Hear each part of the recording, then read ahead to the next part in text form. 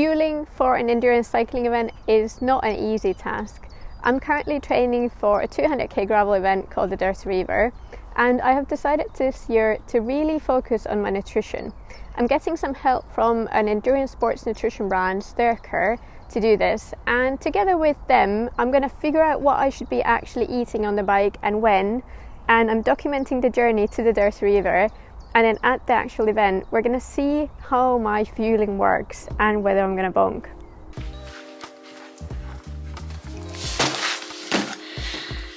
So I said that fueling is important for endurance sports, but what are we going to fuel with then?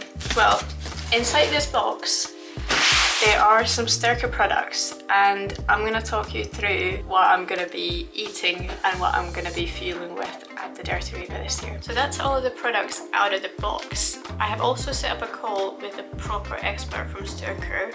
Leon is going to have a little video call with me, and we're going to talk about some tips and tricks for endurance cycling fueling, and then he is going to help me create a proper fueling plan for the Dirty Reiver. Leon, thank you for taking the time to talk with me today.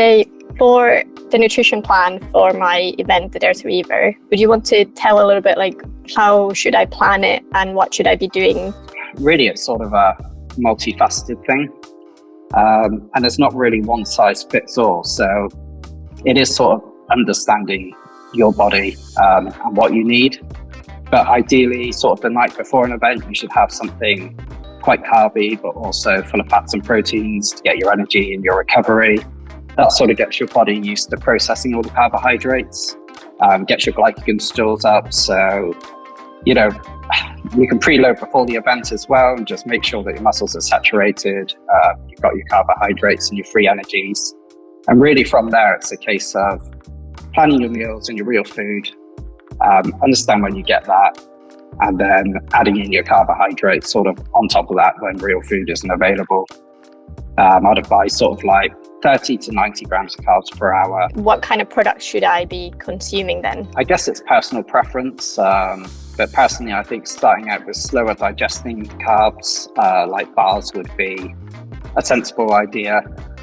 Get some bars down because you're still kind of full of your energy at the beginning, so they'll slowly process and give you sort of prolonged energy. And then we find people generally kind of sip carbohydrate drinks as they go. So just add your sachet to water, keep in your water bottle, and just keep sipping it over the hour. And then really, yeah, I mean, it is kind of personal preference, but for things like gels, I think especially our gels that have, you know, extra active ingredients in, which give you a boost, people tend, when they're really lagging, that they go for a gel. Should also say that, you know, when you're doing a 9-hour race, you limit the amount of products you can carry with you. So try and hit that 30 an hour, but you don't want to be sort of carrying around an extra 20k with you. It would become sort of counterproductive against the extra energy you're getting in. Thank you so much, Leon, for your time and for your advice. Thank you for having me. So I'm about to head out for a training ride, and as Leon instructed me during my training rides, I have now been using the STYRKR products as my fuel. I have complemented that with sweets and fruits and normal food, but today I am doing a bit less than 100k, and I'm only going to use STYRKR products to fuel that ride, because this is going to be my last training ride, a longer training ride before the event itself. So this is my chance to trial out how things are going. What I'm taking with me is 2 bars. These are each 50 grams of carbs. So these I'm gonna have about half a bar per hour, because yeah, I'm aiming for like 60 to 70 grams of carbs per hour. But yeah, the bars are not gonna be enough to meet that carb goal. So I'm gonna complement it with the carb mix that is gonna go into my drink, and it's just really easy to sip, especially in gravel. And this is gonna be one of the key products, I think, for me at the Reiver, because I know it's gonna be so bouncy that it's gonna be hard to eat a bar. And then I'm also gonna have in one of my bottles some extra electrolytes. So I'm gonna pop one of these SLT07 tablets in, just to make sure that I am well hydrated. I'm gonna have, yeah, like I said, 2 bottles. One is 710 ml, one is 500, and that should just about get me through the 95k route that I've got planned. I could definitely drink more, but I prefer this so I don't have to have a mid-ride toilet break, and also I will just hydrate really well beforehand and then afterwards. Such cute little lambs. Yeah, I've been drinking this and it's just a lot easier than eating anything, especially if you're a sniffly person like me. It's extremely difficult to breathe and eat. So yeah, drinking and eating, oh, that is my eat alert. Perfect timing. But that is one of the really good things about having a cycling computer. It reminds you to eat and drink.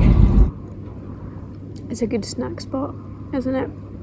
So most of my stuff is in this top 2 bag because it's really handy to access even when you're riding. So I've already finished both of the bars. I've been quite hungry, and I have actually 2 gels in here, even though one of them is from a previous ride. This one is one that I might have. There's actually a really handy thing about these gels that is this kind of anti-litter technology, which is cool. So when you open it with your teeth, it's not gonna like fly off. This is the last wee hill of the ride, and now I'm gonna freeze to death on the descents. Quite a nice thing to ride towards home in the kind of setting sunlight. It was a good ride. Fueling went really well. The bike is working really well. I'm really happy with the nutrition side of things as well. But yeah, now I only need to chill until the event and prepare mentally, I guess, for the challenge. I'm gonna check back in the day before I'm heading off to Kielder to show you what I'm packing and stuff like that. So until then. So it's the day before Dirty Reiver now, and it is time to pack all of the nutrition that I'm taking with me. So I have, with the help of Leon, made a nutrition plan for me, and we also used the STYRKR fuel tool that is on their website. So this is a rough plan. It is a 9-hour intense supported cycling fuel plan. So every 2 hours I'm aiming to have 1 bottle.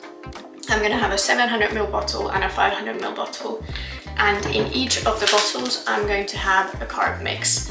So this is a dual carb, so there's 2 types of carbs. There's maltodextrin and fructose, so I can have more carbs because I have 2 types of carbs. And yeah, 90 grams in each, and they also have electrolytes. But to support that, in the first kind of 2 hours, I'm gonna have in one of the 2 starting bottles, I'm gonna have also one of the SLT07 tablets, and that's gonna be the drink side of things. Alongside that, I'm gonna support my carb intake with the dual carb gels. So each one of these has 30 grams of carbs, and I'm gonna have 1 each hour for the first 2 hours. Then I'll get to my second bottle for the next 2 hours. So 2 hours have passed. I'm gonna get into a bar. So I'm gonna have a bar and another gel. That's gonna bring me to quite a lot of carbs. The carb mix, the drink mix and the bar are going to be like 90 grams for an hour. So that's gonna be quite a lot. And I assume that I might not finish the whole bar, which just leaves it to the next hour. And then again, roughly 75 grams when I have the gel and some of the drink mix. And then, because Dirty Reiver is a supported event, so that means that there's feed stops. There's one at about 50k, 100k and 150k for the 200k route that I am doing. The organizers are very nice, and they allow you to have a little drop bag. So that drop bag can contain food, it can have a spare in a tube, it can have anything. But for me, I'm gonna pack my second half of the ride fuel into that bag. So I'm gonna have, again, the drink mixes in each bottle. I'm gonna complement that with one of the SLT05 hydration sachets, electrolytes in one bottle. And then I'm gonna have a caffeine gel, which has 150 milligrams of caffeine in it for the kind of like a little pick me up, because at 100k I'm expecting my energy levels to be already kind of diminishing. And then I'm gonna have a bar, another one. This is my other favorite, apple cinnamon flavor. And then I've got 2 gels, and this should roughly bring me to about 9 hours. At any of the feed stops, if I feel like I'm running out of the fuel that I have, I can complement it with any of the stuff that is there, the bananas, flapjacks, sweets, any of that stuff. And for the 200k route, I obviously have a feed stop. I'm planning to stop at the 100k and not at the 50k one in the beginning, because I don't really think I need to stop at the 50k one. And then I have a 150k stop where they, at least last year, they served some savory stuff. They had some soup there, which was really good. So all of this stuff is going to be complemented with the other food that is available at the event. I've gone over the 60 grams that this fuel plan suggested, just because if I feel hungry, I want to be prepared that I have something to eat and that I have something to fuel myself, because last year I bonked. I definitely bonked quite badly. So yeah, it was not great. As you can possibly tell, it is early and I have just woken up, but there's some really good news. It's not raining yet, but I've got some oats in a cup that I got from home with peanut butter, and I have very bruised banana that I'm gonna mix in, and I'm gonna eat this. And I also got a cup of coffee that is here. It's massive, instant coffee. So I'm gonna get my breakfast done, get changed, get the bike ready, and yeah, wish me luck. That's then me.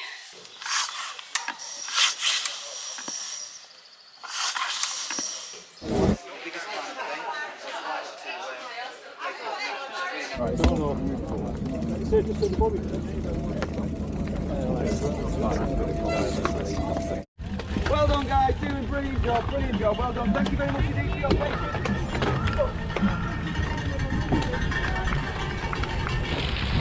Okay. How you doing? Yeah, not too bad, not fixed up.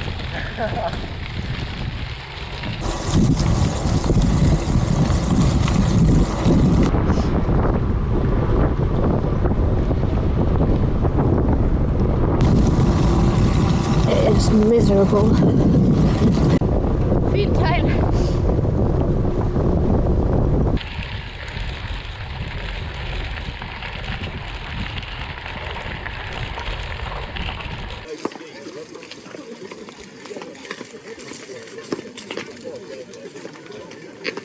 So this is the second feed stop, about 100k in.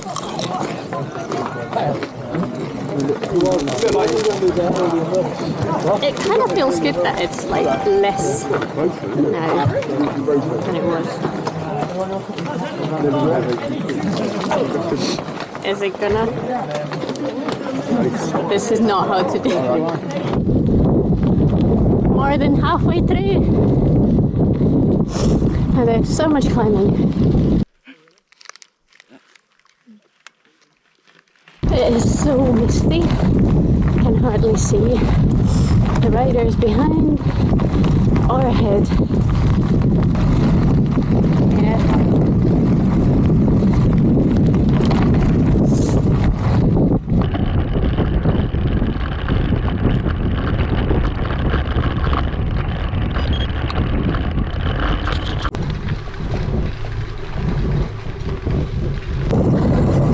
We're kind of back at the start line nearly, but we've still got way more to go. It's very tempting to just Turn back to the castle here. But we're not going to do that. Seems to be never ending. This is like a roller coaster. I'll show you. It just keeps going up and down. At least there's some down bits as well.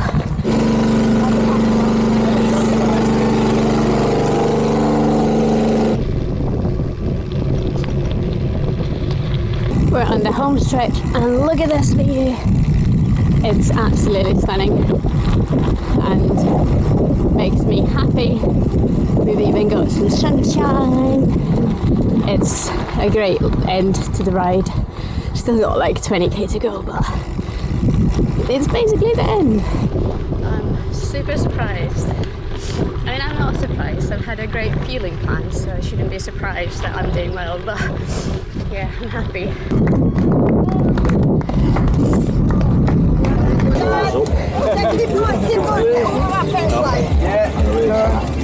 Yes, and stop the Garmin. Hi. We're back in the car. I made it. This is gonna be very quick. Just telling you I finished and it went all well. I stuck to the nutrition plan and I had a lot better time than I did last year. Right, it is the day after the Dirty Reiver. I am in the forest with my bike that is now clean and I have cleaned my face as well. And I thought I would give you a little rundown of how everything went. I'm going to start with the conditions of the ride and the general how the ride went. The conditions were quite grim, to be honest. There is no lying about that. It was probably the dirtiest ride I've ever done, so the Dirty Reiver name was very appropriate this year, and I think there were quite a few people who ditched doing the 200k route because of the conditions. I was stubborn enough, I just stuck with it and I got through it. In terms of my time, I improved my time from last year, and again, Dirty Reiver is not a race, but they do give you a timing, and I was third in my age category, so I'm very happy with that. I improved a lot, but the biggest difference came down to more about how I felt, and that came down to really how I fueled. So did I follow the fueling plan? I did. I'm not going to go through everything that I had again, because I basically told you before the ride when I was packing all of my STYRKR products what I'm going to take with me, and that is what I had. I had all of those things that I packed, and that was about 70 grams of carbs per hour. And then on top of that, I stopped at 2 of the feed stops at 100k in and 150k in. And I had some sweets and crisps and some soup at the final feed stop. And that was exactly what Leon told me to do, to have some normal food and the sports nutrition products, the STYRKR products. And it worked really well because there was a variety of products that I had. And even though that most of the STYRKR products are really neutral in flavor, so they're really easy to have like quite a lot of, like in large quantities, like I had quite a few gels and quite a lot of the drink mix. They're really neutral in flavor. They don't really have a flavor, so they were easy to have. And then the bars had a flavor to them, but also because I had practiced my fueling, I knew I liked those flavors. So in the nearly 10 hours of riding, I didn't get bored of what I was eating. But it was still nice to have that little cup of soup at the third feed stop. So it was really good.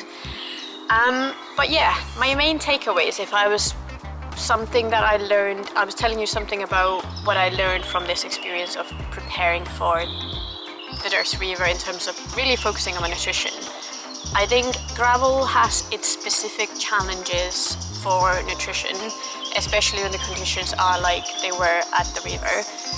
It's very shaky and you're climbing a lot and you're descending a lot, and it really requires usually 2 hands, so it's quite hard to then hold anything solid like a bar in your hand and try to eat that. So having gels was really helpful for me in the beginning of the ride, and then I think having the drink mix in my bottles was a life-saving thing, because you're just sipping in the carbs without even noticing it. And then I had the bars as solid food because I would get bored of having just gels and drinks for so many hours. So yeah, just the practicing side of things, like I am guilty of it myself, that I ignore the nutrition side of things when I'm training for an event or just doing a long ride. And I think it was the difference that it made was bigger than I would have anticipated. I knew I would feel better, but the way I felt better was just, it was like very much like day and night, because last year I was just in a very dark place towards the end of the ride. And this year my mood was a lot better throughout the ride, even though the conditions were a lot worse than they were last year. So yeah, just I think don't ignore the effect that proper fueling can have in your performance, because all these products that I had from STYRKR, they've been designed to help you perform at your best, and having Haribos and bananas, as good as they are, they're probably not going to give you that same performance. That is all from me. I really hope that you enjoyed this video and learned as much about nutrition as I did. And if you'd like to try out some of the STYRKR products, you can get yourself some from STYRKR.com. I would definitely recommend it because they made a huge difference in my experience at the Dirty Reiver. So that's all from me. I hope you enjoyed watching this, and I'll see you later.